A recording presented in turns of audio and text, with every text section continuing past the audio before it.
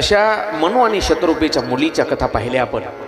आता मुलांच्या कथा पाहू थोडक्यात. पुढं पुढं पुढं पुढं चालायचं आपल्याला. 2 मुलं झाले, मी सांगितले 2 मुलं. कोणते कोणते?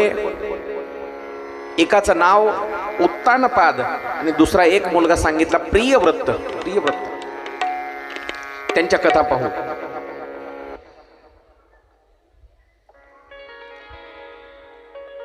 चौथ्या स्कंदामध्ये त्या उत्तानपादाची कथा येते. चौथा स्कंद 8व्या अध्यायामध्ये उत्तानपाद राजाची कथा आहे.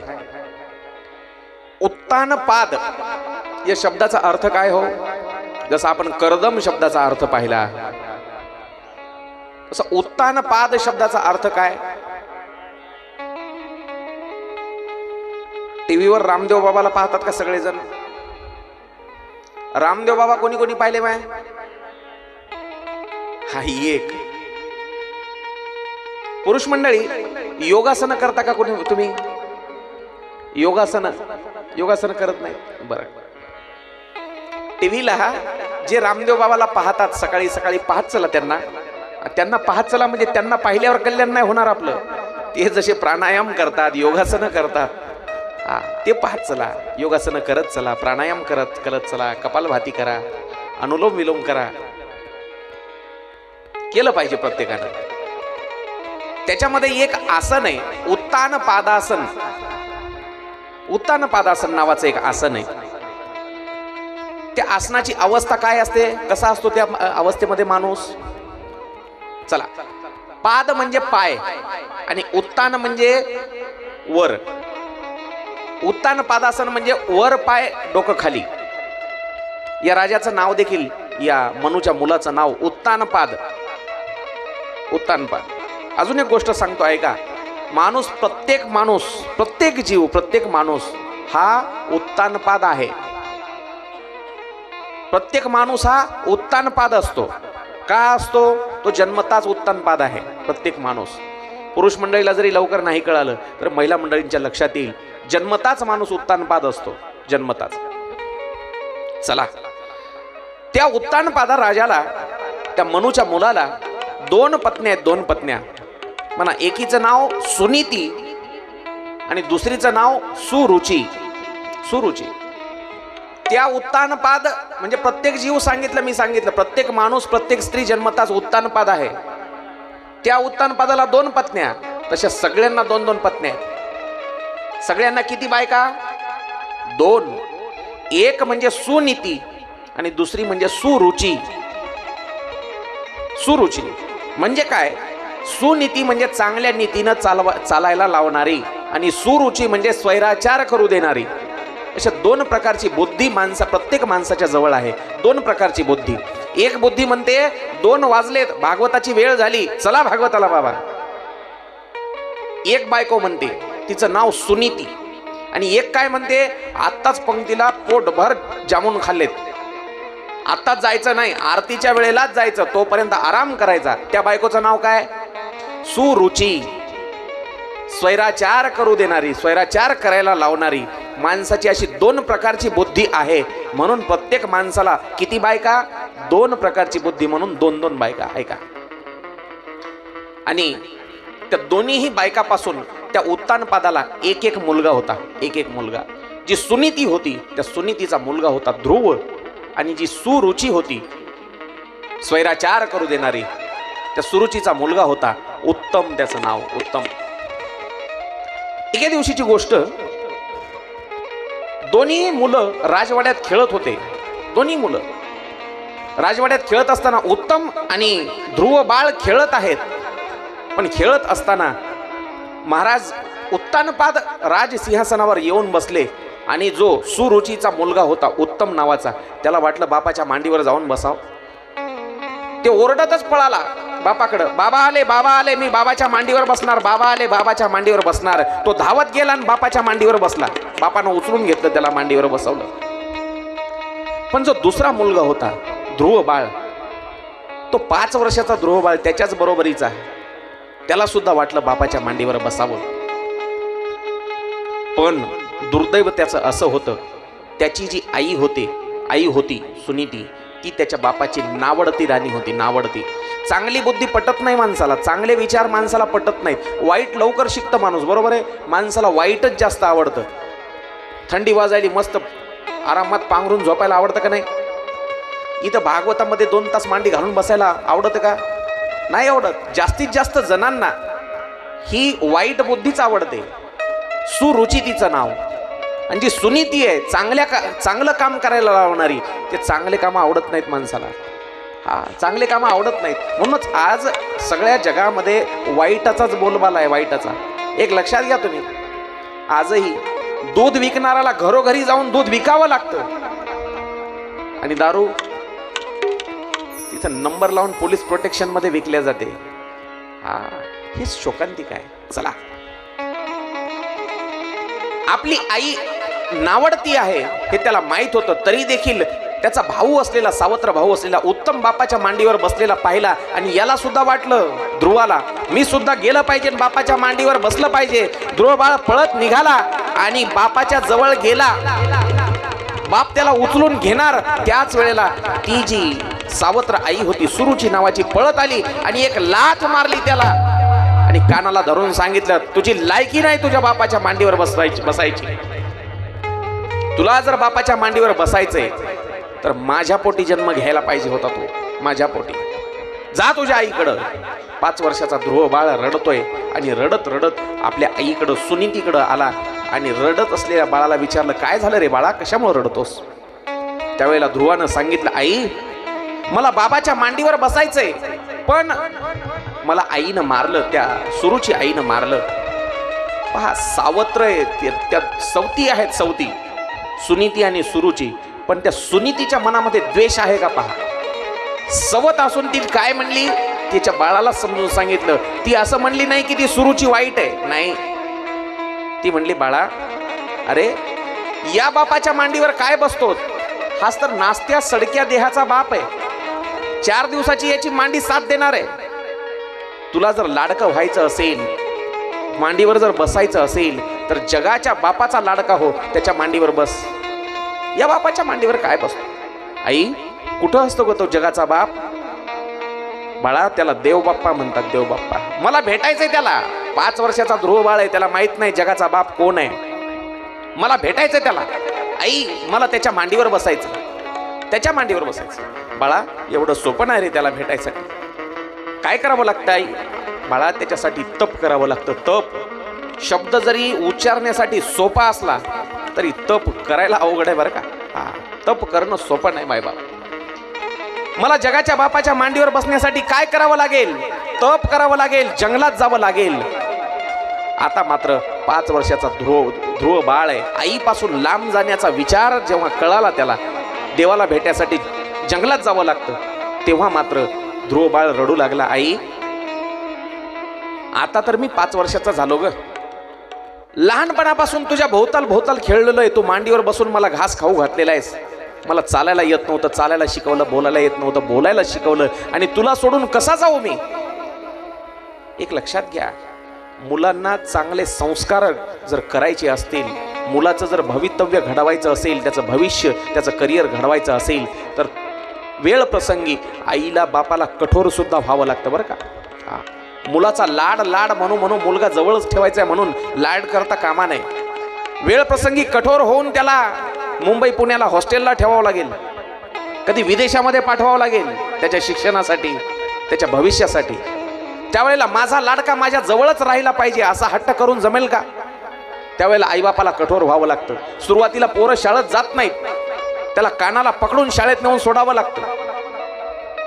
तसंच आता सुनीतीने ठरवलं, आता जर मी याचा लाड केला आणि जर कठोर नाही झाले तर जमणार नाही. सुनीती कठोर झाली आणि तिनं सांगितलं, ध्रुवा, तुला जावं लागेल, तप करावं लागेल, तरच देवाची प्राप्ती होऊ शकते, देवाची प्राप्ती. पण ध्रुवबाळ नाही म्हणतोय, आई, तुला सोडून कसा जाऊ? तेरी उंगली पकड़ के चला, ममता के आंचल में पना, माँ ओ मेरी माँ, मैं तेरा लाडला, माँ ओ मेरी माँ, मैं तेरा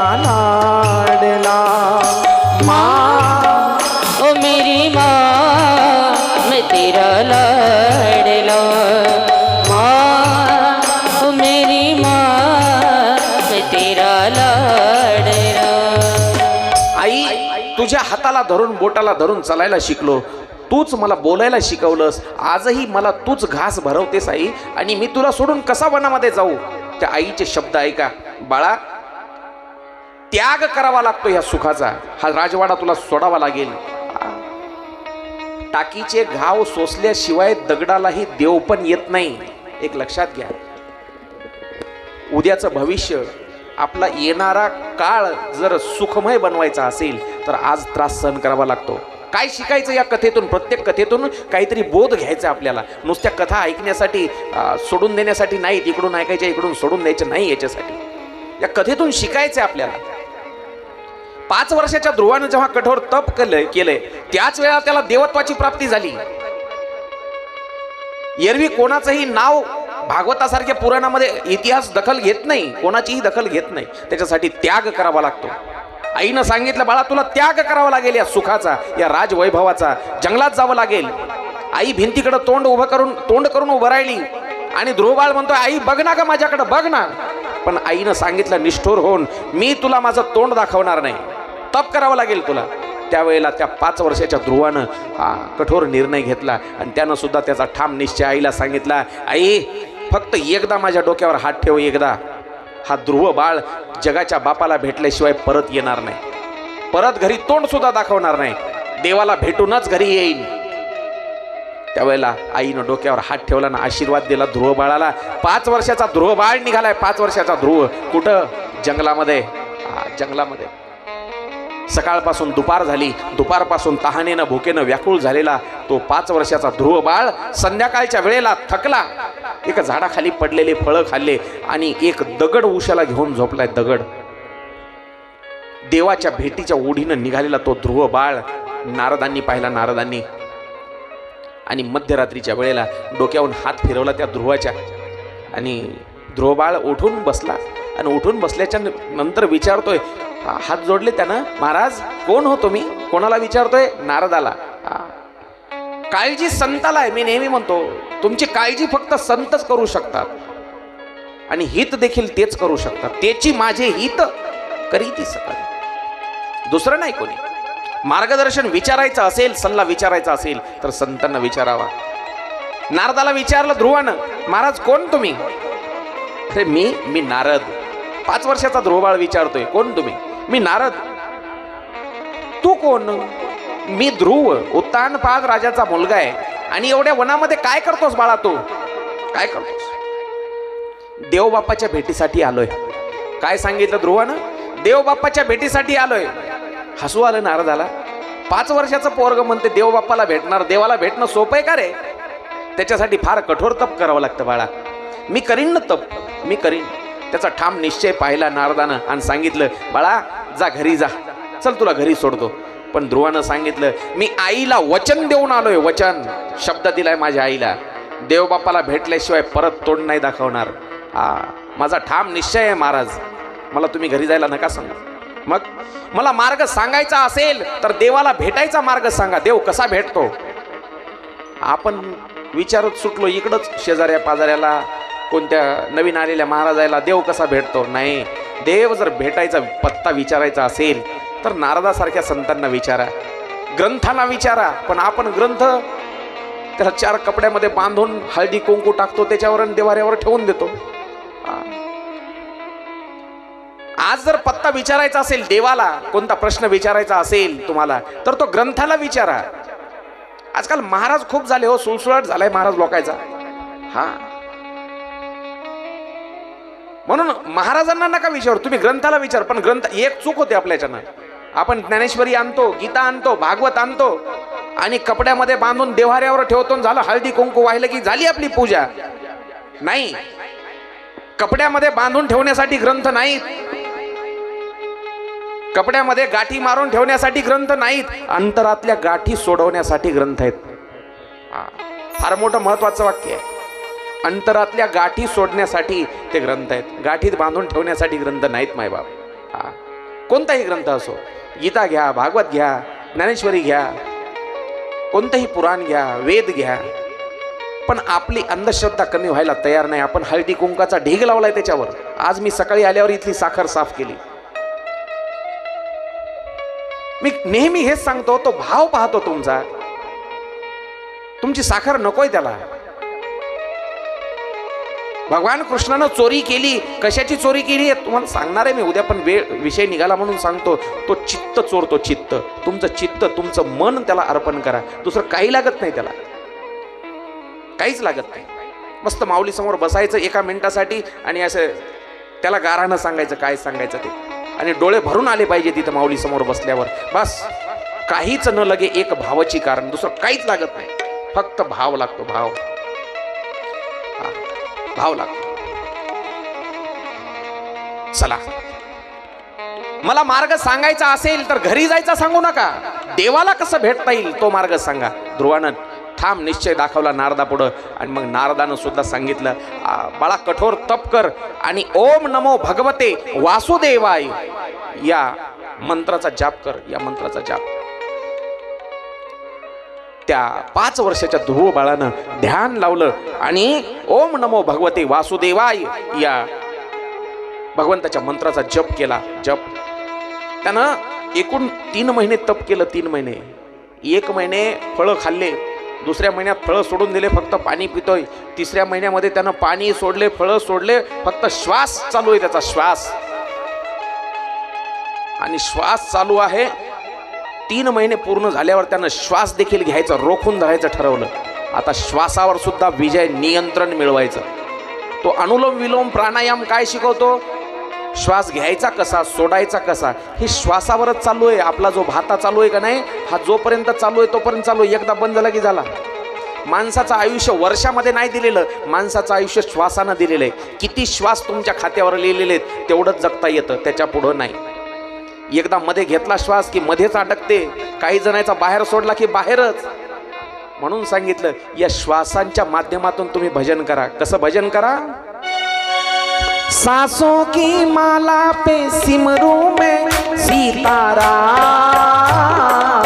सांसों की माला पे सिमरूं मैं सीताराम, सांसों की माला में सिमरूं मैं सीताराम, सांसों की माला में सिमरूं मैं सीताराम. ऐका, जप कसा करायचा? जप जप केला ध्रुव बाळानं.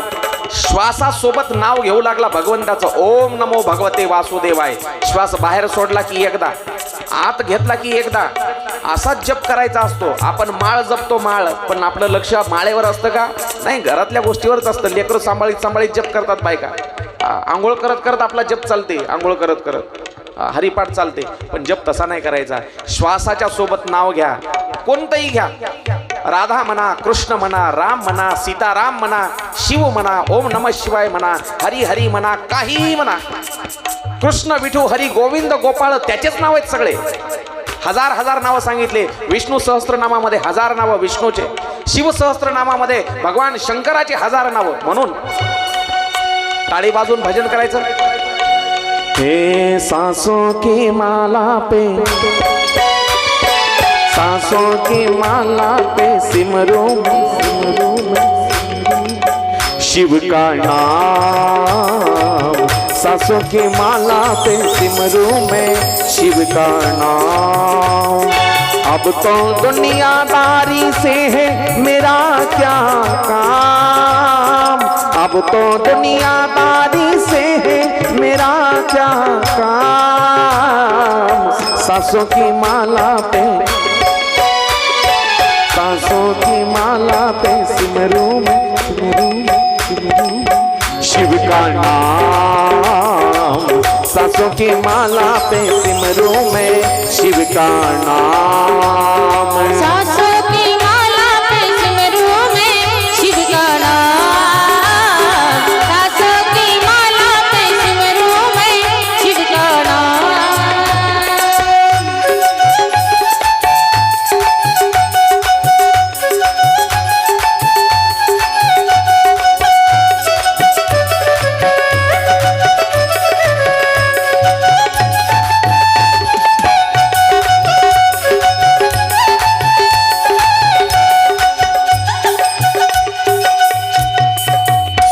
सांसों की माला पे सिमरूं मैं शिव का नाम सांसों की माला पे सिमरू मैं सीताराम राधे श्याम. काही म्हणा, त्याचेच नाव आहेत त्याचेच. म्हणून चला भगवंताचं चिंतन, तो जप करतोय.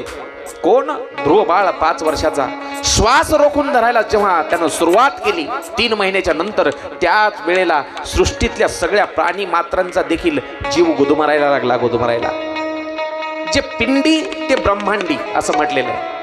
तुमच्या शरीरामध्ये जे आहे ते सगळ्या सृष्टीमध्ये व्यापलेलं आहे. मग तुम्ही जेव्हा सृष्टीशी एकरूप होता, काय म्हणतोय मी, जेव्हा तुम्ही सृष्टीशी एकरूप होता, त्याचाच परिणाम जो तुमच्यावर दिसतोय तो सृष्टीवर सुद्धा दिसायला लागतो. माणसाच्या शरीरामध्ये किती टक्के पाणी आहे? 70% वर पाणी आहे माणसाच्या शरीरामध्ये सुद्धा. आणि पृथ्वीवर सुद्धा किती टक्के पाणी आहे का नाही? 70% वर. भूभाग कमी आहे, समुद्राचीच क्षेत्रफळ समुद्राचं जास्त आहे. तसंच आहे, एकरूप झालेला ध्रुव जेव्हा श्वास रोखून धरतो, जीव सृष्टीचा श्वास गुदमरायला लागला आणि सगळ्या देवांनी विनंती केली भगवान विष्णू परमात्म्याची. तो 5 वर्षाचा कोवळा ध्रुव बाळ तुमची विनंती करतोय, तुम्हाला भेटण्यासाठी तळमळतोय, तुम्ही त्याला भेट द्या. देवांच्या विनंतीवरून विष्णू परमात्मा आले आणि त्या ध्रुव बाळाला समाधीतून उठवलं. त्यावेळेला ध्रुवानं विचारलं, महाराज कोण तुम्ही? ध्रुव बाळ काय म्हणतोय, कोण तुम्ही? अरे, ज्याला भेटण्यासाठी तू एवढं कठोर तप केलं तो देवबाप्पा मीच. तुम्ही देवबाप्पा का? मला ओळखच नाही. कारण 5 वर्षाचा ध्रुव बाळ अज्ञानी असलेला, पण भगवंतानं एक कृपा केली. त्याच्या हातातला तो कपोल नावाचा शंख आहे, तो शंख ध्रुव बाळाच्या गालाला स्पर्श केल्याबरोबर ब्रह्मज्ञानाची प्राप्ती, ब्रह्मज्ञानाची त्या ध्रुव बाळाला. आणि मग अस्खलित संस्कृतमध्ये तो ध्रुव बाळ भगवंताची स्तुती करतोय. योंत प्रविश्य ममवाच मीमांस प्रसुप्ता संजीवयमखिल शक्तिधर स्वधाम्ना अन्यांश हस्तचरण श्रवणत्वगादीन प्राणान्नमो भगवते पुरुषाय तुभ्यम. हे प्रभू, आपण सर्व शक्तिमान आहात आणि तुम्हीच माझ्या अंतःकरणामध्ये प्रवेश करून तुमच्या तेजानं माझ्या वाणीला जागृत केलंय आणि तुम्ही अंतर्यामी आहात. मी तुम्हाला प्रणाम करतो, प्रणाम करतो, प्रणाम करतो. ज्या देवाची ओळख सुद्धा नव्हती त्या भगवंताची आता ध्रुव बाळ ब्रह्मज्ञानाची प्राप्ती झाल्याच्या नंतर स्तुती करू लागला. आणि देवानं विचारलं, काय पाहिजे रे बाळा? म्हणला, माझ्या बापाच्या मांडीवर बसायचं होतं मला, पण माझ्या आईनं बसू दिलं नाही. आता मला बसायला एक अशी जागा पाहिजे जिथून मला कोणी उठ म्हणणार नाही. माणसानं अशाच जागी बसलं पाहिजे. ऐसी वाणी कहो कोई न बोले झूठ और ऐसी जगह पर बैठो कोई न बोले उठ. माणसानं असं बोललं पाहिजे, कोणालाच नाही म्हणता आलं पाहिजे खोटं आहे म्हणून. खरंच बोलायचं, खोटं बोलायचंच नाही. कशाला म्हणेल कोण खोटं आहे म्हणून. आणि अशा जागेवर बसायचं, कोणीच नाही म्हणलं पाहिजे उठ. मला अढळपद पाहिजे, अढळपद. जे कधीच ज्याला जे ढळत नाही त्याला अढळपद म्हणायचं. एक स्पेशल ग्रह देऊन टाकला, ग्रह. अनंत ब्रह्मांड जयाचे उदरी तो हा बालक नंदा घरी. ज्याच्या पोटामध्ये असे ब्रह्मांड, एक ब्रह्मांड नाही, अनंत ब्रह्मांड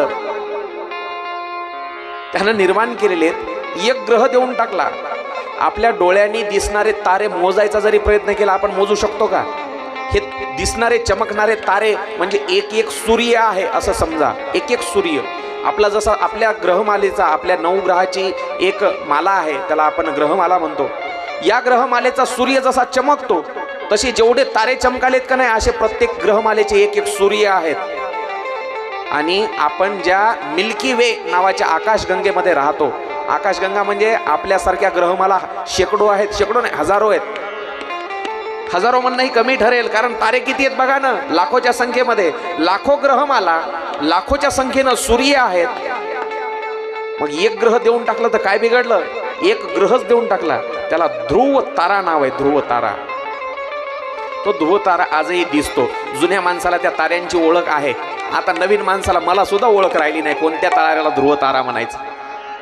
कारण पूर्वीच्या काळी काय होतं, रात्रीच्या वेळेला घरामध्ये लाईट कमी होती आणि सगळे अंगणामध्ये झोपायचे आणि आजी सांगायची, बाळा तो तारा बघ ध्रुव तारा आहे. तो ध्रुव तारा दिला म्हणून साधू संतांनी वर्णन केलं. अढळपती बाळ बैसवीला ध्रुव, अढळपती बाळ बैसवीला ध्रुव, अढळपती बाळा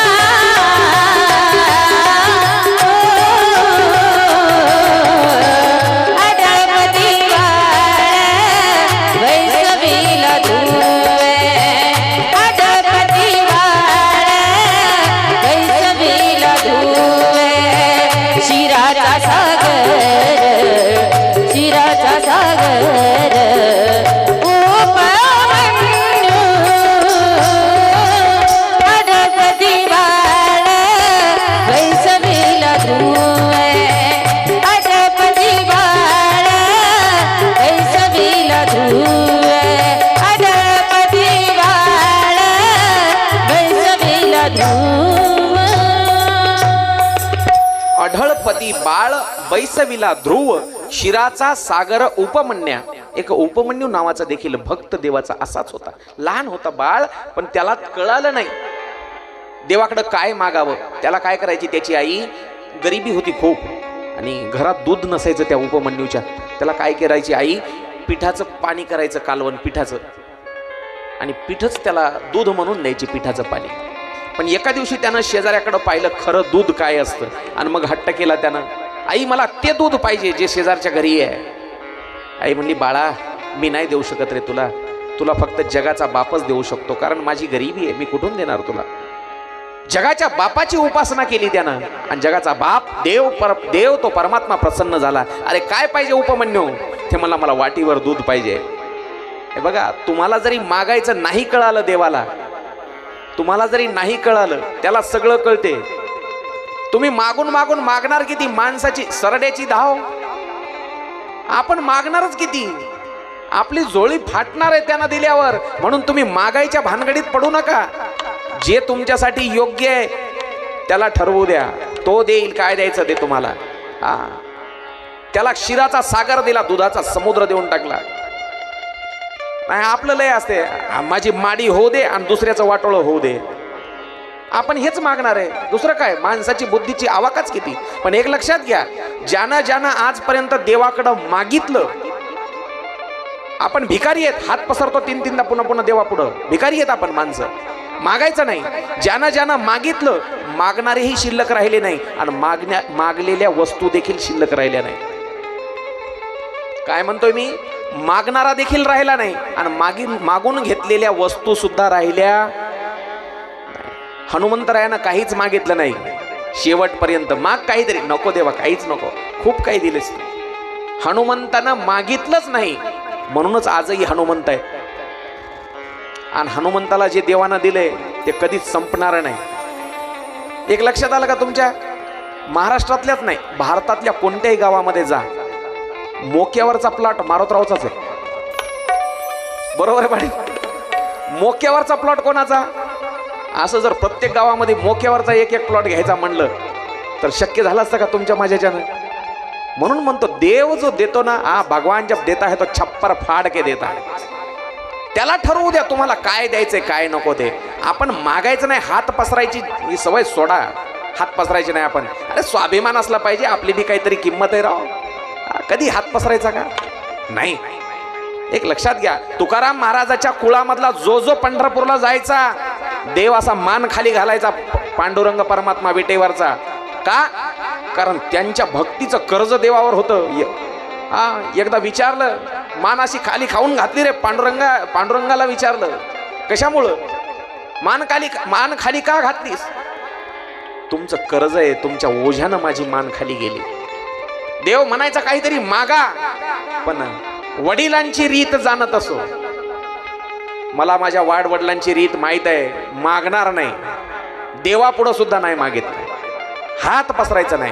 तुकाराम महाराज म्हणले धिक्कार असो तशा जगण्याचा, धिकजीने हाती भिक्षापात्र अवलंबीने, म्हणून मागायचं नाही. चला, ध्रुव बाळाची कथा पाहिली आपण. त्याच ध्रुव बाळाच्या वंशामध्ये पुढं अनेक राजे होऊन गेले. ध्रुव बाळानं अनेक वर्ष राज्य केल्यानंतर त्याचा जो भाऊ होता उत्तम, तो गंधर्वासोबत युद्धामध्ये मारला गेला. नंतर मग ध्रुव बाळानं अनेक वर्ष राज्य केले. त्या ध्रुव बाळाच्या वंशामध्येच पुढं अंग नावाचा राजा झाला, बेन नावाचा राजा झाला, प्रथू नावाचा राजा झाला. हा जो प्रथू नावाचा राजा होता तोच भगवंताचा 9वा अवतार आहे, प्रथू अवतार. त्या प्रथू राजाची पत्नी होती, त्याच्या पत्नीचं नाव होतं आर्ची. त्यांनी पृथ्वीवर खूप दुष्काळ पडला होता आणि दुष्काळ पडल्याच्या नंतर सगळीकडे हाहाकार झाला. यज्ञ केला त्यानं आणि यज्ञ करून यज्ञ देवतेकडे प्रार्थना केली, पाऊस पाडा. पाऊस पाडून त्यानं शेती करायला सुरुवात केली, जमीन सपाट केली, पृथ्वीची मशागत केली आणि नंतर मग पृथ्वी धनधान्य द्यायला लागली. त्या पृथ्वीवरूनच या भूमीला पृथ्वी असं म्हणतात. पृथ्वी कशामुळे म्हणतो आपण या सृष्टीला, या जगताला? पृथ्वीराजानं ही जमीन सुपीक बनवली म्हणून आपण पृथ्वी म्हणायचं. 100 अश्वमेध यज्ञ केले त्यानं, देव प्रसन्न झाले. देवानं प्रसन्न होऊन सांगितलं, अरे यज्ञ करण्यापेक्षा फक्त नामस्मरण कर. नामस्मरणाला काही खर्च लागत नाही. नाम फुकाचे नाम जप यज्ञ तो परम पावन, बाधून शके स्नानादी कर्म नामे पावन. एवढं नाम सांगितलं, कोणती अट नाही, स्नान करत लागत नाही, कोणत्या जागेची, काळाची, वेळेची, कशाचीच अडचण नाही. न लगती सायास जावे वनांतरा, सुखे येतो घरा नारायण. नाम एवढं सोपं आहे. चला पुढं त्या आर्ची आणि पृथ्वीराजानं एवढं नामस्मरण केलं आणि त्याच्याच आधारे ते वैकुंठाला गेले. त्याच्याच पुढं त्या पृथ्वीराजाच्या वंशामध्ये विजेताश्व, हरिअश्व, धूम्रकृष, वक्र, अंतर्धान, हवीरधान, प्राचीन बर्ही असे प्रचेता असे अनेक राजे होऊन गेले. त्या प्राचीन बर्हीचंच एक पुरंजन आख्यान म्हणून ऐकलं असेल तुम्ही. पुरंजन आख्यान फार प्रसिद्ध आहे, ऐका. आता आपण 5व्या स्कंदामध्ये आलेलो.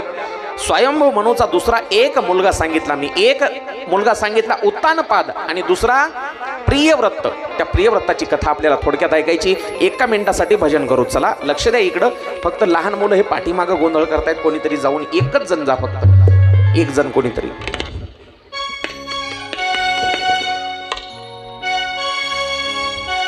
राधे राधे बोलो, राधे राधे, राधे राधे बोलो, राधे राधे, राधे राधे बोलो, राधे राधे, राधे राधे बोलो, राधे राधे, राधे राधे बोलो, राधे राधे, राधे राधे बोलो, राधे राधे, राधे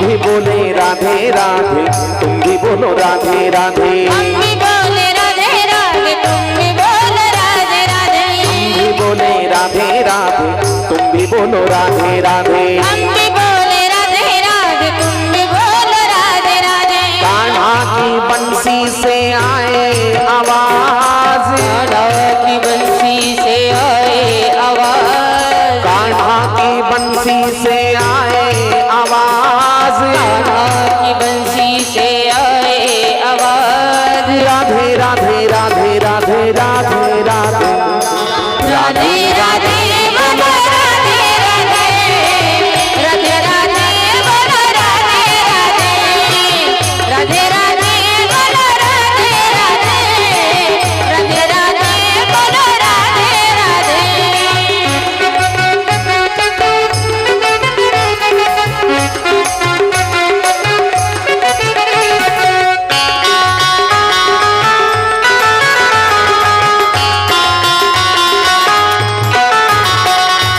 साधु बोले राधे राधे, संत बोले राधे राधे, साधू बोले राधे राधे, संत बोले राधे राधे.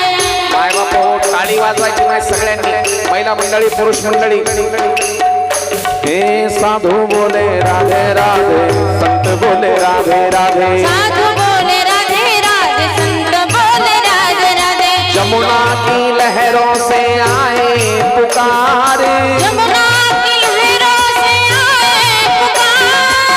यमुना की लहरों से आए पुकारे, जमुना की लहरों से आए पुकार। राधे राधे राधे राधे राधे राधे, राधे राधे बोलो राधे राधे, राधे राधे बोलो राधे राधे, राधे राधे बोलो राधे राधे, राधे राधे बोलो राधे राधे, बोलो राधे राधे, बोलो राधे राधे, बोलो राधे राधे।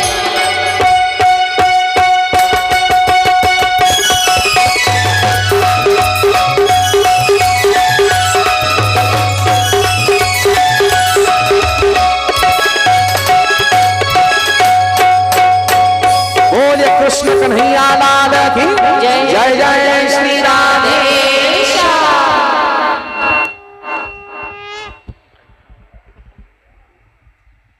भगवंताच्या अवताराच्या कथा आपण पाहतोय. एक स्वयंभू म्हणूचा दुसरा पुत्र असलेला प्रियव्रत उत्तानपादाची कथा पाहिली आपण. उत्तानपादाच्या वंशातल्या अनेक राजांच्या, ध्रुव बाळाच्या अनेक राजाच्या कथा पाहिल्या. 5व्या स्कंदामध्ये पहिल्याच अध्यायामध्ये तो दुसरा पुत्र जो आहे, मुलगा आहे प्रियव्रत, त्याची कथा येते.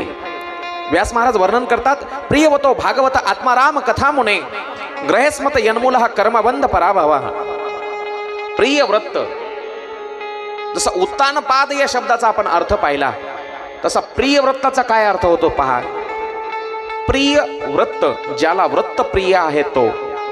मग व्रत कोणतं करायचं, याला व्रत होतं जगाचं चांगलं म्हणजे भलं करण्याचं व्रत यानं घेतलेलं होतं. जगाचा उद्धार झालेला पाहिजे. वैराग्य वृत्ती होती याच्या अंगामध्ये. हा जो संसार आहे त्यानं ओळखलं होतं ही एक प्रकारची माया आहे. माया हा भवसागर आहे, आपण याच्यामध्ये बुडायचं नाही त्यानं ठरवलेलं होतं. पण त्याच्या वडिलांचा हेतू होता स्वयंभू मनूचा, या जगामध्ये माणसं वाढले पाहिजे, संसार फुलून गेला पाहिजे माणसांनी. याला सांगितलं लग्न कर, पण हा म्हणला लग्न करणार नाही बाबा, या मला संसार सागरामध्ये फसायचं नाही, बुडायचं नाही, मला लग्न करायचं नाही. पण त्याचे वडील जे आहेत स्वयंभू मनू, त्यांना उपदेश केला स्वयंभू मनून, बाळा संसार केला पाहिजे, तू फसू नको संसाराच्या मायेमध्ये. संसार करून देखील संसारातून तरुण जाता येतं. काय म्हटलं त्याचा बाप मनू पोराला उपदेश करतोय, संसार करून देखील या संसारातून तरुण जाता येतं. कमळ माहिती आहे, कमळ, कमळ माहिती आहे सगळ्यांना. कमळाचं फूल, कमळाचे पानं कुठं उगवते मग कमळ? पाण्यामध्ये. गढूळ पाणी असू द्या, कितीही चिखल जरी असला तरी चिखलामध्ये कमळ उगवतं, उमलतं. पण त्या चिखलाचा एक तरी डाग त्या कमळावर किंवा पानावर दिसतो का? माणसानं देखील तसंच राहिलं पाहिजे. या संसाराच्या सागरामध्ये, चिखलामध्ये तुम्ही राहा, पण या संसाराचा डाग मात्र आपल्या अंगावर दिसू नये, या मायेचा प्रभाव आपल्यावर दिसू नये. पण माणसं संसारामध्ये अखंड बुडालेत. नाव माहिती आहे तुम्हाला? नाव, नाव म्हणजे जी पाण्यामध्ये चालते ती नाव, त्याला छोटं जहाज, होडी म्हणा. नावेनं पाण्यात राहावं का नावेनं पाण्यात राहावं का पाण्यानं नावेत राहावं? प्रश्न छोटासा आहे. नावेनं पाण्यात राहावं का पाण्यानं नावेत राहावं? हा मोठ्यानं सांगा.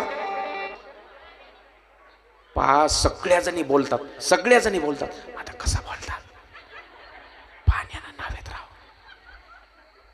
सगळ्या बोलायल्यात, पण कसं बोलायल्यात प्रथमेश? पाण्यानं नावेत राहावं.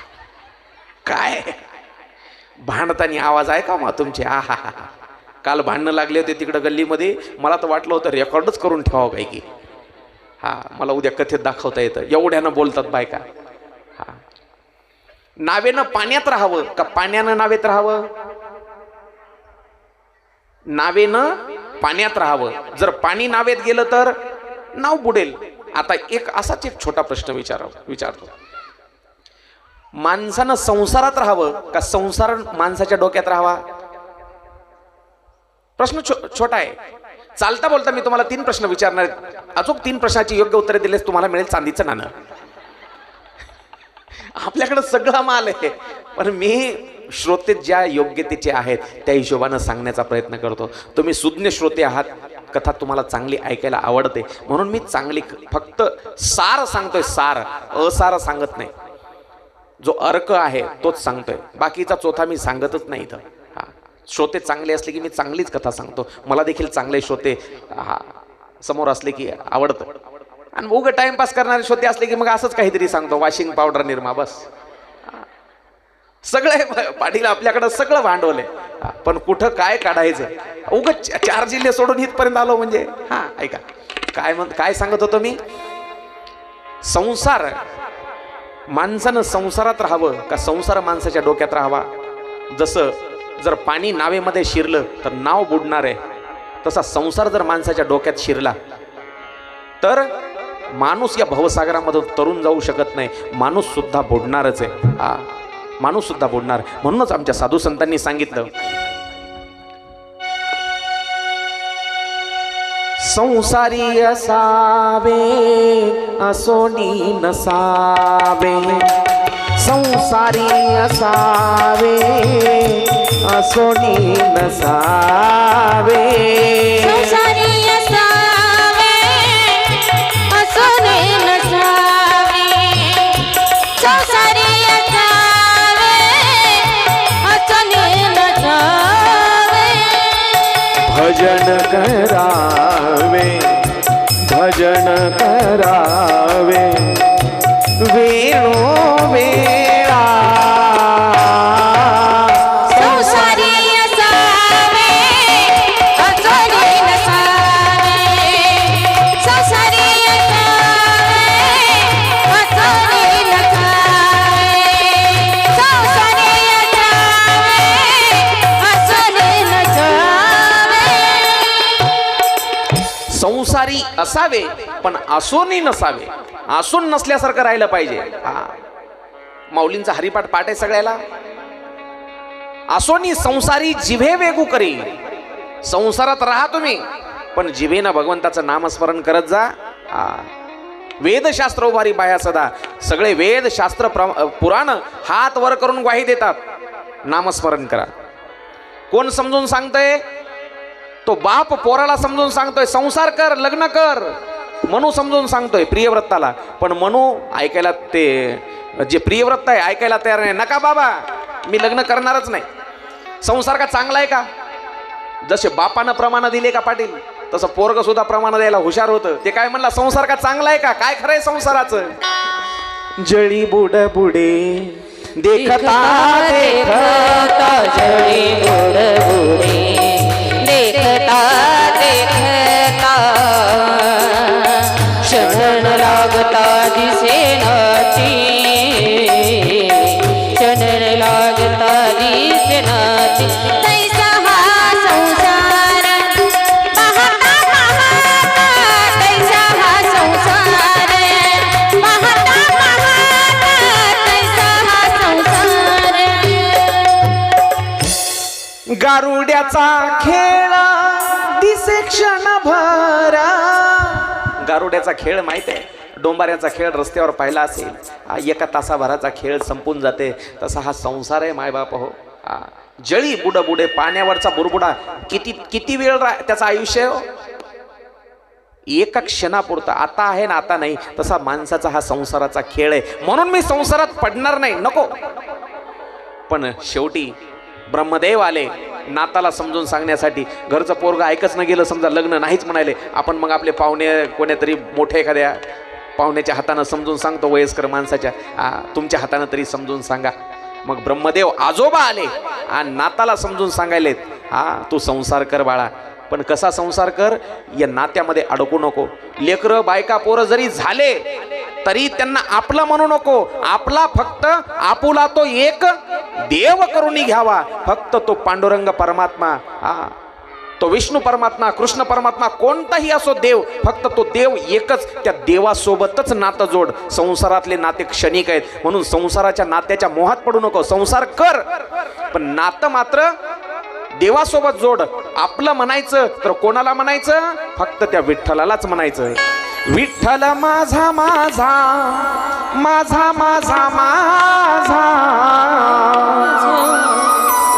विठ्ठल माझा मी विठ्ठलाचा, विठ्ठल माझा माझा माझा माझा माझा, विठ्ठल माझा मी विठ्ठलाचा, विठ्ठल माझा माझा माझा माझा माझा, विठ्ठल माझा मी विठ्ठलाचा, विठ्ठल माझा माझा माझा माझा माझा, विठ्ठल माझा मी विठ्ठलाचा, विठ्ठल माझा मी विठ्ठलाचा, विठ्ठल माझा मी विठ्ठलाचा, विठ्ठल माझा मी विठ्ठलाचा, विठ्ठल माझा मी विठ्ठलाचा, विठ्ठल माझा मी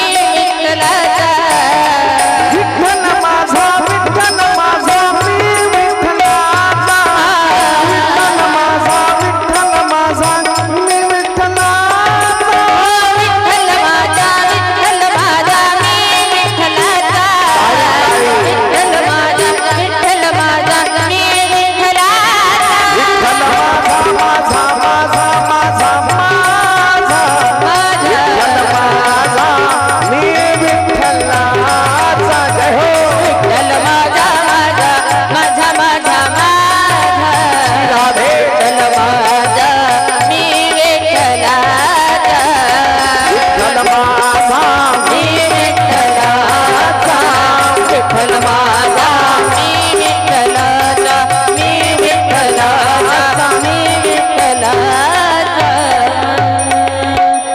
माय बापू, जगातलं फक्त एकच नातं सत्य आहे, ते म्हणजे जीवाचं आणि शिवाचं, आत्म्याचं आणि परमात्म्याचं एकच नातं जगातलं सत्य आहे, शाश्वत आहे, टिकणार आहे.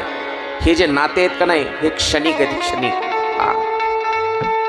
पटलं त्या प्रियव्रताला, बापाचं आजोबाचं म्हणणं पटलं, ठीक आहे बाबा करतो लग्न. आजपर्यंत एकच करीना गेला, आता 2 लग्न केले त्यानं. हा ऐका, गोड कथा आहे, ऐका. 2 बायका केले त्यानं, 2 लग्न केले आणि त्या 2 पत्न्यांपासून त्याला 10 मुलं झाले. 10 उत्तम, तामस, रैवत असे अनेक 10 मुलं झाले.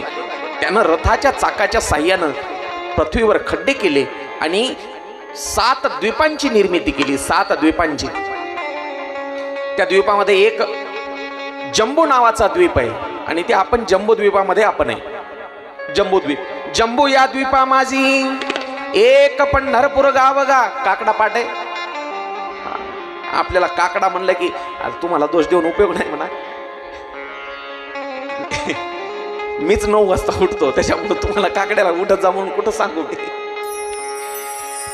चला. जम्बू या द्वीपा माझी एक पंढरपूर गाव गा, धर्माचे नगर देखा. आपल्या पंढरपुराचं वर्णन करताना जम्बू द्वीपामध्ये आपण राहतो याचा उल्लेख आलेला आहे.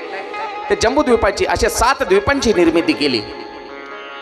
काही जणांना प्रश्न पडतो, मला एक जणांना विचारलं, महाराज पृथ्वीला खड्डे करून समुद्राची निर्मिती केली, तुमच्या या राजाचा रथ तरी केवढा होता? केवढा रथ असेल हो?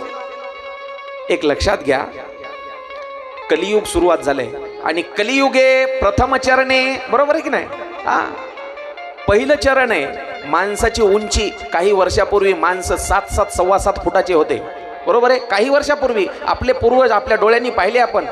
आता हळूहळू 7.5चे 7वर आले, 7चे आता 6.5, 5च फुटावर आलेत आता काही जण. आणि नाथ महाराजांनी वर्णन केलं, हरभऱ्याच्या झाडाखाली माणसं बसायला लागतील कलियुगाच्या शेवटच्या काळापर्यंत. मग कलियुगामध्ये जर ही अवस्था आहे, माणसं 7-7.5 फुटापर्यंत उंच होते, द्वापार युगामध्ये, त्रेतायुगामध्ये केवढे असतील हो माणसं? वासुकी नाग, तेवढा मोठा सर्प, कितीतरी मीटर लांब असलेला, भगवान भोलेनाथ गळ्यात घालायचे. मला एक जणांना विचारलं, भगवान भोलेनाथाला ते वजन सहन होईल का? महादेवाला काय आपल्यासारखा कमकोत समजायला काय? त्यांची उंची बघ. छत्रपती शिवरायाच्या हातातली तलवार किती किलोची होती हो? सैनिकांच्या हातातल्या तलवारी, एक येसाजी नावाचा सरदार होता, त्याच्या हातातली 65 किलोची तलवार होती. 65 किलोची. आता 30 किलोचा तांदळाचा कट्टा उचल ना, माणसं वरच्यावर. विष्णुपद नावाचं तीर्थ आहे गयेच्या ठिकाणी. तिथं भगवंताच्या विष्णू परमात्म्याच्या पाऊल खूण आहेत. किंवा रामेश्वरला जा, तिथं हनुमंतरायाच्या पाऊल खूण आहेत, रामप्रभूच्या पाऊल खूण आहेत. आणि मग लक्षात येईल त्यांचे पाय केवढे होते आणि पायावरून तुम्हाला कळेल पूर्ण रामप्रभूची उंची केवढी असेल. मग एक विचार करा, त्या प्रियवतानं रथाच्या चाकाच्या साह्यानं खड्डे केले, तो केवढा असेल आणि त्याचा रथ केवढा असेल. आपल्या बुद्धीचा आवाकच तेवढा नाही, म्हणून आपल्याला समजत नाहीत ह्या गोष्टी. चला, लोक काय विचारतील काही सांगता येत नाही बरं का. ऐका, 7 द्वीपांची निर्मिती केली आणि आता पुढं वर्णन आलेले 7 स्वर्गाचं 7 नरकांचं वर्णन. आता वेळ जर थोडं पुढे चालली म्हणून मी थोडं पुढे चालणार आहे. आपला टाइम 5चाच आहे, पण जशी सुरुवात उशिरा झाली तसं सांगता देखील आपला उशिराच होईल, थोडीफार 10-15 मिनिटं अर्धा तास. ऐका, याच प्रियव्रताच्या वंशामध्ये नाभी आणि मेरुदेवी असे, मेरुदेवी नावाची त्याची पत्नी आहे आणि नाभी नावाचा राजा आहे. त्यांचा पुत्र ऋषभदेव. एवढी कथा पूर्ण करतो, धावत्या ओघात सांगणार आहे. ऋषभदेव नावाचा एक राजा झाला. दिगंबर वेशामध्ये राहायचा, दिगंबर नग्न वेशामध्ये, अंगावर कपडे नाही घालायचे. ब्रह्मज्ञानी होता तो. त्यानं शिकवण दिली समाजाला समतेची, शांतीची, वैराग्याची, अहिंसेची, सत्याची. त्याचं म्हणणं होतं जीवन हे भोगासाठी नाही आहे, जीवन हे भोगासाठी नाही. मग कशासाठी आहे जीवन? ईश्वर प्राप्तीसाठी. याची देही घडे देवाचे भजन. याच देहामध्ये भजन करता येतं आणि नरका नारायण म्हणजे नारायणाची प्राप्ती करता येते, याच्यासाठी आहे. त्यानं लग्न केलं कोणासोबत? इंद्राची कन्या, इंद्राची मुलगी असलेली जयंती, तिचं नाव जयंती. त्या जयंतीसोबत त्याचं लग्न झालं आणि त्याला 100 पुत्र होते, 100. आता जे प्रियव्रत पाहिला त्यानं 2 लग्न केले. दोन पत्न्यापासून किती मुलं झाले? 10 मुलं झाले. यानं त्या जयंती सोबत लग्न केलं, किती मुलं झाले?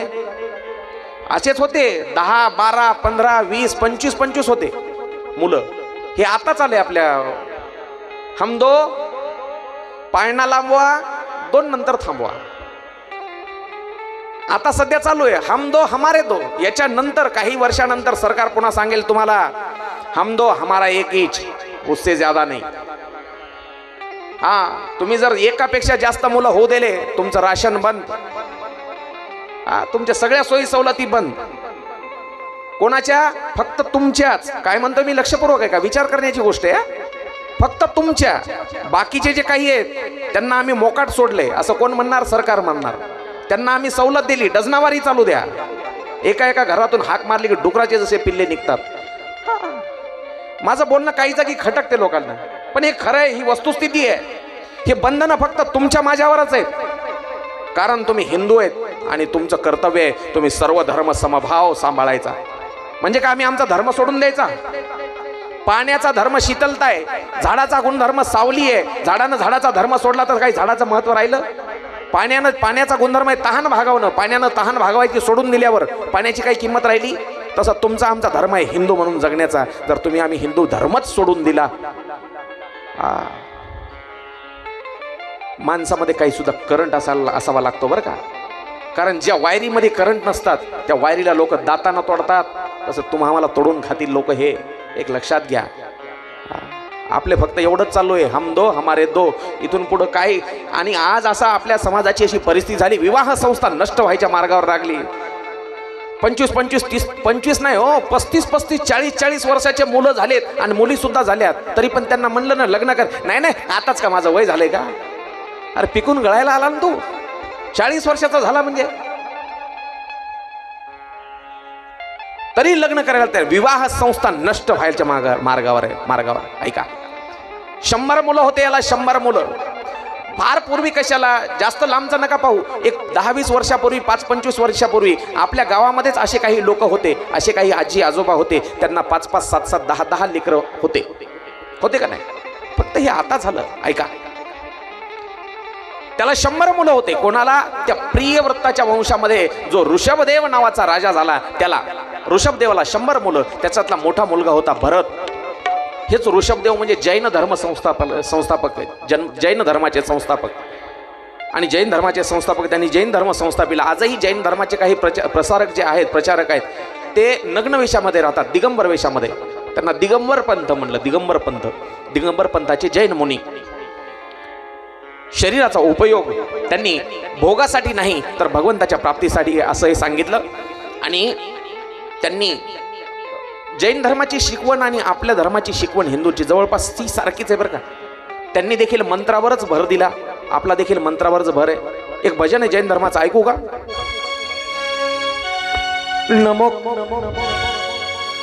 नमोकार मंत्र है न्यारा, इसने लाखों को तारा. नमोकार मंत्र है न्यारा, इसने लाखों को तारा. इस महामंत्र का जाप करो, हो जाओ भव से पार. नमो अरिहंतानम, नमो सिद्धायानो, नमो ओजायानो, नमो अरिहंतानो, नमो सिद्धायानो, नमो ओजायानो, नमो सिद्धायानो, नमो ओजायानो. नमोकार मंत्र है न्यारा, जैन धर्माचं भजन. इसने लाखों को तारा, इस महामंत्र का जाप करो, हो जाओ भव से पार. नमो अरिहंतानम, नमो सिद्धायानम, नमो ओजायानम. हे एकच तत्व आहेत जैन धर्माचे आणि आपल्या हिंदू तत्वज्ञानाचे. ऐका, त्यांनी आपल्या अनेक पुत्रापैकी 100 पुत्रापैकी सगळे 99 पुत्र 99 हे धर्मप्रसारासाठी बाहेर पाठवले. आणि एक जो पुत्र आहे, एक तो भरत नावाचा पुत्र गादीवर बसवला. खूप ऐश्वर्य आहे, खूप संपदा आहे त्या भरताकडं. पण 40 वर्षाचं वय झालं भरताचं आणि त्या भरताचं लग्न झालं विश्वरूपाची जी कन्या आहे पंचजनी नावाची, त्या पंचजनी सोबत लग्न झालं आणि तिच्यापासून 5 मुलं जन्माला आले. 5 मुलं त्याच्यापैकी त्यानं धर्मप्रसारासाठी लावले आणि एका मुलाला गादीवर बसवलं. 40 वर्षाचं वय झालं भरताचं आणि एके दिवशी अंगामध्ये अचानक वैराग्य आलं. अचानक वैराग्य आपल्या अंगात बी येतंय वैराग्य. पुरुष मंडळी, सकाळी म्हातारी सोबत भांडण होते, म्हातारी सोबत खटकत आहे, आता तोंड दाखवित नाही, मला तोंड दाखवित नाही माझं, तुला चाललो मी. जाते राग राग. कुठं जाते? शेतामध्ये. शेतात झाडाखाली बसते, झोप काढते दुपारपर्यंत. संध्याकाळी 4 वाजता चहाची तल्लफ लागली की बरोबर घराकडे येते. ज्या म्हातारीचं तोंड बी पाहायचं नव्हतं तिला येऊन म्हणते, होय मग चहा कवा करते? याला वैराग्य म्हणायचं नाही, याला वैताग म्हणायचा. काय म्हणायचा? याला वैताग. वैताग. पण याच्या अंगामध्ये वैराग्य आलं आणि 40व्या वर्षी सगळा राज्यकारभार पोराच्या हाती दिला आणि यानं गंडकी नावाची नदी गाठली. गंडकी, हरिहर नावाचं क्षेत्र. आणि त्या हरिहर क्षेत्रामध्ये गंडकी नावाच्या क्षेत्रात त्या नदीच्या काठावर गेला, झोपडी बांधली. गंडकीचं नाव ऐकलं कधी? गंडकी नावाची नदी ऐकली नाही पुरुष मंडळी? महिला मंडळी, ख्याता गया गंडकी शुभमंगल. लग्न झालेत का तुमचे? महाराज, तवाचं काय लक्षात राहते? अंतरपाठ धरलेला, ती तशी ती मुंडावळ्या बाशिंग बांधलेली पलीकडे उभी. आता देखील जाता ना तुम्ही लग्नाला कोणाच्या, मग आता तरी लक्षात ठेवायचं. आता कोणाचं लक्ष राहते म्हणा? आता बासुंदी आहे खायला का मोतीचूर आहे का गुलाबजामुन आहे, वांग्याची भाजी आहे का बटाट्याची, एवढंच लक्ष असते. हो प्रथमेश, चला. त्या गंडकी नावाच्या नदीच्या काठावर त्यांना एक झोपडी बांधली आणि त्या झोपडीमध्ये राहायचा. नदीमध्ये 8-8 तास 10-10 तास पाण्यामध्ये उभं राहायचं, सूर्याला अर्घ्य द्यायचं आणि भगवंताची भक्ती करायची. इकडचे लेकरं एक जण जा कोणी आणि सांभाळा बरं का पुरुष मंडळी, मारू नका बरं का. पाठीमागचे यायलेत रे, यायले, अरे बापरे आले रे तिकडे. ऐका, भगवंताची भक्ती आपला जास्तीत जास्त वेळ तो भगवंताच्या भक्तीसाठी देऊ लागला, जास्तीत जास्त वेळ. पण दैव काय असतं पहा, ज्या संसाराच्या मायेपासून दूर झालता, आता पुन्हा त्या संसाराच्या मायेकडेच त्याला ओढून न्यायचं ठरवलंय नशिबानं. हा, तुम्ही नाही ठरवू शकत काय ते, तुमचं काहीच हातात नाही. हा, तुम्ही कितीही ठरवा, त्याच्या मनात आहे ना, तो तसंच करतो. एके दिवशी पाण्यामध्ये उभा आहे आणि सूर्याला अर्घ्य देतोय. सूर्याला नदीतलं पाणी घ्यायचं, सूर्याच्या दिशेनं पाहायचं, असं सोडायचं, त्याला अर्घ्य देणं म्हणायचं. आणि त्याच वेळेला एक काठावर हरणाचा कळप चरत होता, पण जेव्हा एका वाघाची डरकाळी हरणाच्या कानावर पडली, राजाच्या त्या भरताच्या कानावर पडली, त्यावेळेला सगळे हरिण सैरावैरा पळत सुटले. जीवाच्या आकांतानं सगळे हरिण पळून जात आहेत. पण त्या हरणापैकी एक हरिण गर्भवती होती. गर्भवती, तिच्या पोटामध्ये बाळ होतं त्या हरिणीच्या. तिला जोरात पळता येईना. सगळ्या हरणाला दिलं सोडून आणि ती नदीच्या दिशेनं धावत आली. पुन्हा एकदा त्या वाघानं डरकाळी फोडल्याबरोबर तिने नदीच्या दुसऱ्या काठावर उडी मारली, पण भीतीमुळं तिचा गर्भपात झाला आणि तो एक हरणाचा गर्भ पाण्यामध्ये पडला आणि ती जी हरिण होती ती दुसऱ्या काठावर गेली आणि गतप्राण झाली, मरण पावली. तो गर्भ पाण्यात पडलेला वाहत वाहत राजापर्यंत आला, त्या भरतापर्यंत आला. त्यानं हातामध्ये पाणी असं घेण्यासाठी हात पसरले, पण त्याच वेळेला गर्भ आला हातामध्ये हरिणाचा. ते बाळ हरिणाचं पाहिलं आणि राजा भ्रमित झाला. भ्रमित, हा इथंच फसला राजा, इथंच फसला. हरिण त्याचे किलकिले डोळे, बारीक डोळे केले हरिणानं, त्या पिल्लानं. आणि हरिणाचं पिल्लू जसं काय राजाला बोलतंय, राजा मला जीवदान दे रे, वाचव मला. आणि त्या हरिणाकडे पाहून राजा इथं मोहित झाला. इथंच या मायेमध्ये अडकला. ज्या मायेला सोडून, ज्या घरच्या पाडसांना सोडून, काय म्हणतोय मी, हरणाच्या पिल्ल्याला काय म्हणायचं, पाडस म्हणतात, पाडस. घरचे पिल्ले सोडले, घरचे पाडस सोडले आणि आता या इथं येऊन या पाडसामध्ये अडकला, या मायेमध्ये अडकला. हा, त्यानं जर विचार केला असता, भगवंताची सृष्टी आहे, आपण काही करायची गरज नाही, याचं जर आयुष्य असेल तर वाचल, द्यायचं सोडून. पण त्यानं विचार केला, मी जर याला नाही वाचवलं तर हे मरणार. काय विचार केला, मी जर याला नाही वाचवलं तर हे मरणार, हे मेल्याच्या नंतर मला पाप लागणार. ऐका मायबाप, कुरुक्षेत्रावर युद्धाच्या वेळेला समोर सेना आहे उभी दुर्योधनाची आणि एका बाजूला पांडवांची सेना. त्याच वेळेला अर्जुनाची सुद्धा हीच अवस्था झाली होती. हे तर सगळे माझेच बांधव, कोणी भाऊ आहे, कोणी गुरु आहे, कोणी मामा आहे, आणि यांना जर मारलं तर मला पाप लागेल. मी यांना कसा मारू, मी, माझं, मला, ही माया अजून कळाली नाही कोणाला. मी, माझे आणि मला. इथंच राजा अडकला. अर्जुनाला सुद्धा मोह झाला होता, पण अर्जुनाला मोहातून बाहेर काढण्यासाठी भगवंत सोबत होता तेव्हा, कृष्ण. पण इथं याला बाहेर काढायचं होतं भरताला, याला सोबत भगवंत नाहीये. मग अडकला. त्यानं पाण्यातून बाहेर काढलं ते हरिणाचं पाडस आणि आता त्याची सेवा करू लागला. भगवंताची सेवा विसरला राजा आणि रात्रंदिवस हरिण हरिण हरिण हरिण हरिण करू लागला. पण हरिण हरिण करता करता त्या मायेमध्ये अडकल्याच्या नंतर कधी मरण जवळ आलं हे त्याला कळालं नाही. ते हरिणाचं पिल्लू एका दिवशी त्याच्यासारखेच हरण पाहिले दुसरे आणि गेलं त्याच्यासोबत, गेलं त्या दुसऱ्या हरणासोबत. पण राजा मात्र त्या हरिणाच्या मोहामध्ये, मायेमध्ये एवढा अडकला होता. रात्रंदिवस हरिण हरिण हरिण हरिण हरिण करता करता राजा मरण पावला. आणि शास्त्र असं सांगतं, मरताना जे विचार तुमच्या डोक्यामध्ये आहेत गती तशीच मिळते. म्हणून म्हणतात माणसाला मरताना तरी देवाचं नाव घे, पण जन्मभर पाप केलेले असतात, मरताना येते का देवाचं नाव? चांगल्या चांगल्याला येत नाही, आपल्यासारख्याला येते का? ज्यानं जन्मभर देवाचं नाव घेतले त्याला सुद्धा राम म्हणता येत नाही लवकर. ज्याला सवयच नाही त्याचं किती अवघड आहे. म्हणून म्हणतो वाणीला सवय लावा आतापासून, वेळ आहे. राम राम म्हणत चला, हरी हरी म्हणत चला. चला, त्याला दुसरा जन्म घेणे लागे वासनेच्या संगे. म्हणून जड भरत राजा हरिणी गर्भा गेला आणि घाला तो घातला वासनेने. वासना, म्हणून वासना ही जी आहे भगवंताच्या चरणावर लावली पाहिजे. आता कुठे धावे मन, एकदा त्याच्या भगवंताच्या पायाकडे मन लागलं ना माणसाचं, दुसरीकडे पळत नाही. म्हणून त्याच्या पायाकडे लावलं पाहिजे. चला, हरिण झाला. हरिण झाल्याच्या नंतर पूर्वजन्म लक्षात राहिला होता त्याच्या, आपल्याकडून चूक झाली, आता आपल्याकडून चूक होऊ द्यायची नाही. अत्यंत सात्विक जगलं ते हरिण, मरण पावलं. पुन्हा एक दुसरा जन्म त्याला एका ब्राह्मणाच्या घरी, विद्वान ब्राह्मणाच्या घरी जन्म मिळाला. पण त्यानं आता सुद्धा ठरवलं होतं, त्याला आताही पूर्वजन्माचं आठवणीत होतं. पुण्य असेल तर लक्षात राहते पूर्वजन्मीचं, माझ्याच्यानं चूक झाली होती, पण आता शहाणपणा नाही करायचा.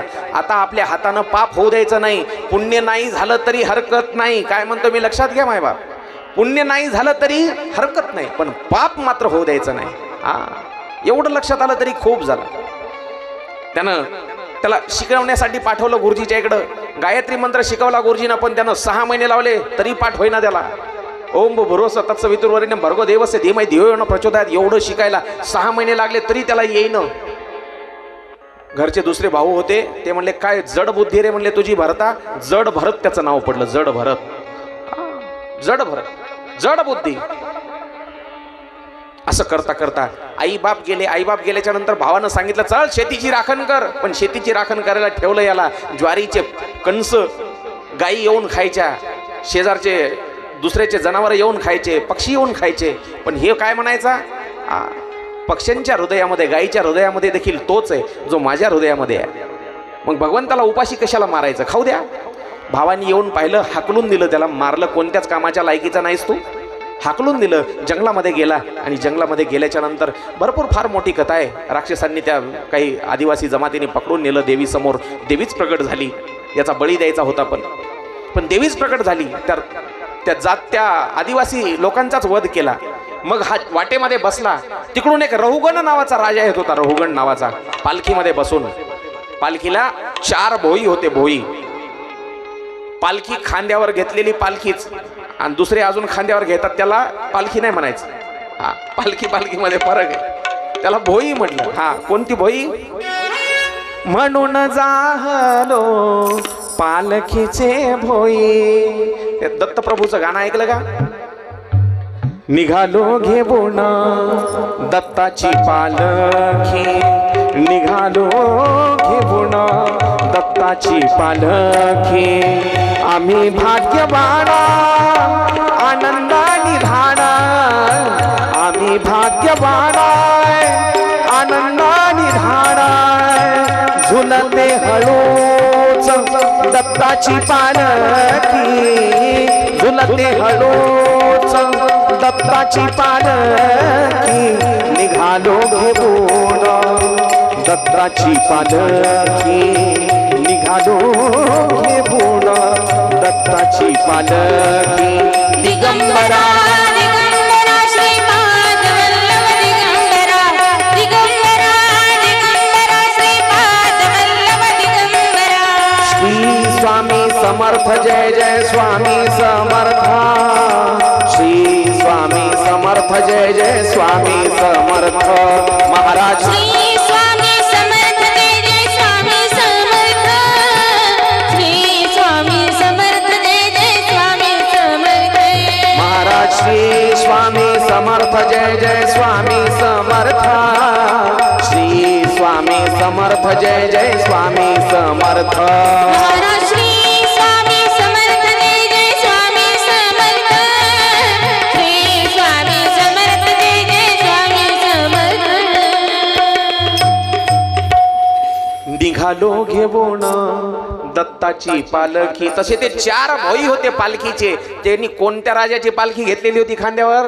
काय सांगितलं मी? रहुगण नावाचा राजा. त्या रहुगण राजाला घेऊन ते 4 भोई निघाले. पण वाटेनं चलता चलता एक काटा एका भोयाच्या पायामध्ये घुसला. कोणता काटा असेल? तुमच्याकडे आहेत का त्या बाबळी? कोणत्या म्हणायचं बाबा? कोणत्या बाबळी म्हणायचं माय? आमच्याकडचे लोक येड्या बाबळी म्हणतात.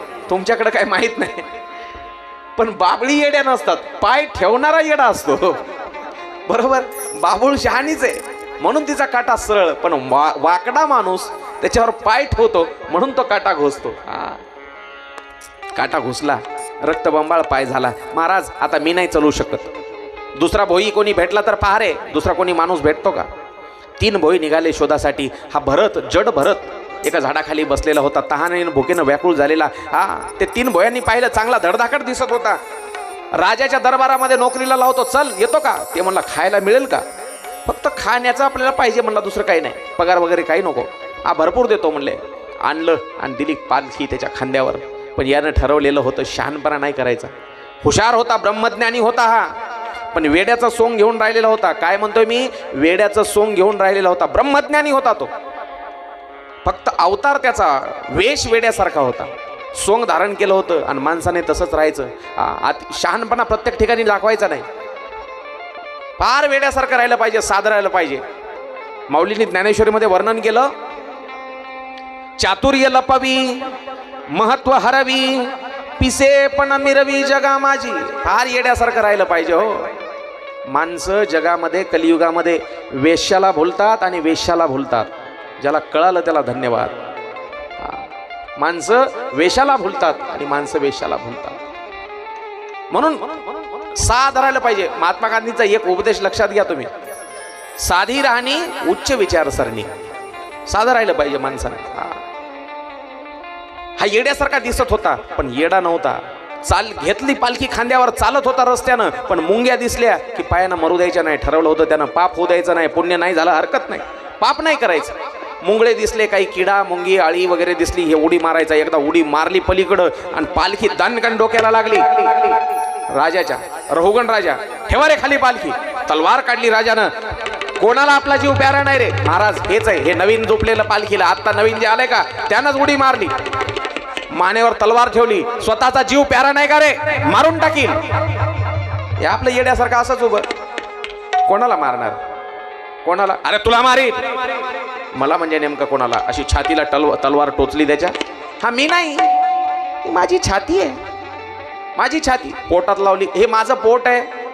मानेला तलवार लावली त्या रहुगण राजानं. ही माझी मान आहे. हा मी नाहीच, मी नाही. ते म्हणला तू आहेस तरी कोण?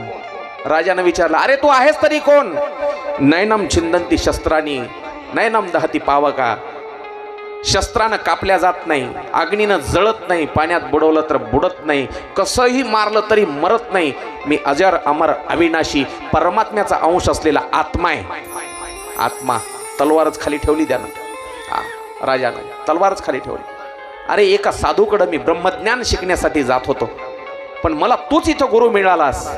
त्या रहुगण राजानं भरताला नमन केलं, वंदन केलं आणि त्याचं शिष्यत्व पत्करलं. आणि त्या भरताकून, जड असलेल्या, मंदबुद्धी असलेल्या भरताकून ब्रह्मज्ञान शिकून घेतलं. रहुगण राजाही मुक्त झाला. आणि भरतानं सुद्धा सांगितलं, राजा, ज्या राज्याचा तू आज राजा आहेस, 3 जन्मापूर्वी हे सगळं माझ्याच अधिकार क्षेत्राखाली होतं. मीच राजा होतो. याचा काय गर्व घेऊन बसलास? जडभरत देखील मुक्त झाला आणि रहुगण राजा देखील मुक्त झाला. बोलिए कृष्ण कन्हैया लाल की जय. जय जय श्री राधे.